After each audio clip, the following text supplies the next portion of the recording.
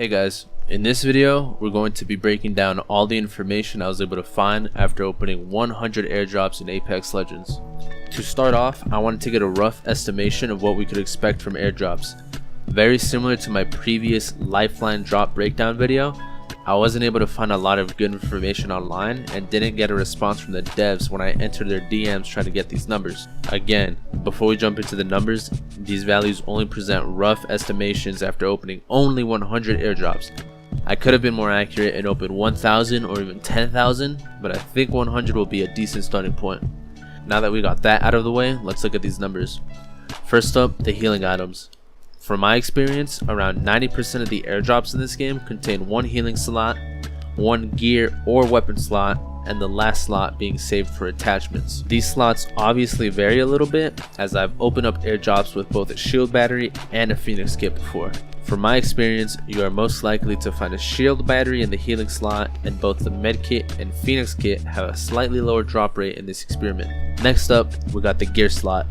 The most common piece of gear that you're likely to find in an airdrop is the golden helmet, being closely followed by the golden armor and purple armor. The golden helmet having such a high drop rate compared to the purple helmet is a bit odd to me, but I am happy to see that the gold backpack, which is considered the best item in the game currently, has such a low rate of appearing in a drop. Finishing up with the gear, we're taking a look at the weapons next.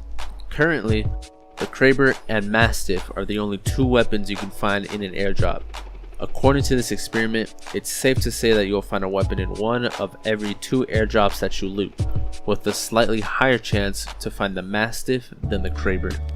Up next, we're looking at the scopes. Nothing too crazy to break down here. I'm personally not a fan of the 4 to 8 times variable scopes in this game, so these both seem like wasted slots to me, but if you like these scopes, it's not too unlikely that you will find one. Lastly, we're going to take a look at the attachments. In this experiment, the skull piercer attachment was found a good bit more than any other attachment. The purple sniper stock, shotgun bolt, heavy extended mag, and gold turbocharger all had similar drop rates as well. Seeing the normal purple stock and purple stabilizer being so uncommon is a bit weird, and I don't really understand the intentions behind that, but if you guys find anything that I might be missing from looking at these numbers, feel free to drop a comment. Now, let's look into the drop zones in Apex Legends real quick. From my experience, the airdrops won't just spawn anywhere in the playable area. They will only drop inside of the white circle. The first time the airdrops spawn in, 2 airdrops will be called in and they'll be on opposite sides of the map. Every concurrent drop after that will only spawn in one airdrop randomly inside the white circle. Last thing we're going to cover are the airdrop timers. After tracking when these drops came in, I wasn't able to get an exact time, but it does seem to follow a very close window for the drops to spawn. The first drop will come in at around the 6-minute mark, and that will spawn in 2 airdrops. The second drop will come in 6 minutes later, or in 12 minutes of gameplay, and that one will only spawn in 1 airdrop inside the white circle.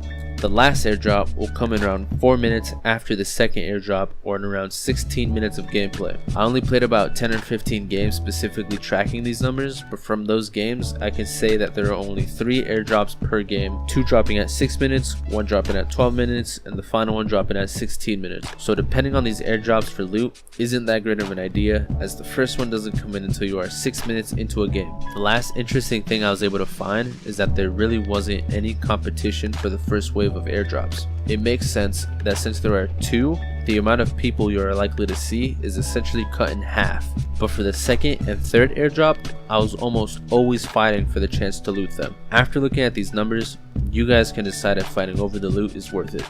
Or, if you're an aggressive player, you might always want to go for the second and third airdrops, as they almost always guarantee a fight, even if the loot may not be worth it. That's it for this video, guys. Thanks for checking it out, and hopefully you guys learned a thing or two. If I missed anything, or if you guys have any questions, feel free to drop a comment. Thanks for watching.